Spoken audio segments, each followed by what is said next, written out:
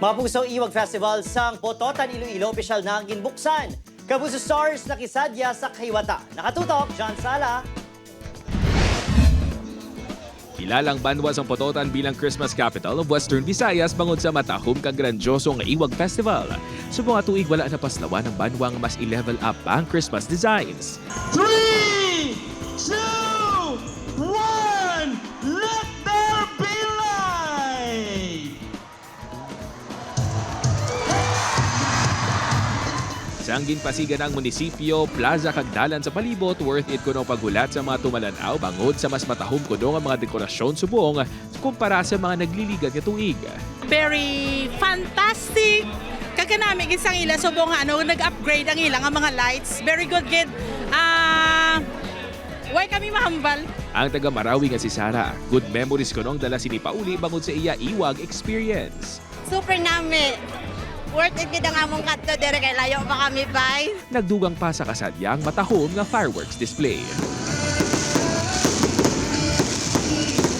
Magluwas sa ingrande nga Christmas displays. Madinuagon nga fireworks.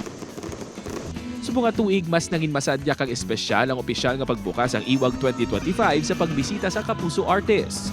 Napuno ang Pototan Public Plaza sang mga fans nga matyaga nga naghulat sa ilang mga idolo nga sa The Sparkle Stars, Ara San Agustin, kag Jay Ortega. Kag sanggang dikit for real cast, Zonia Mejia kag Matthew Uy. Pagsaka pa lang ni Matthew sa stage, wala na napunggan sang girls nga magsigitan.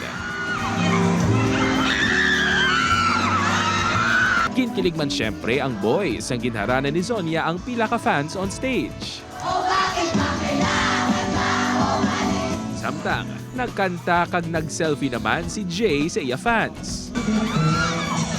To the highest level naman ang energy ni Ara samtang ginkantahan ng fans.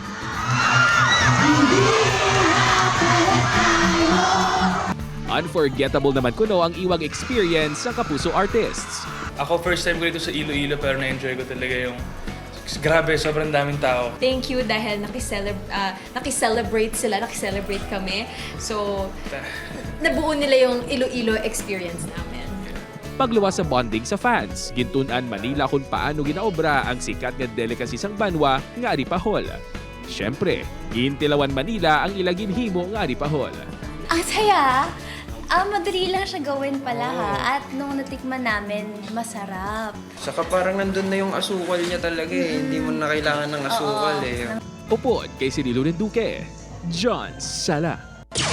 1. Western Visayas.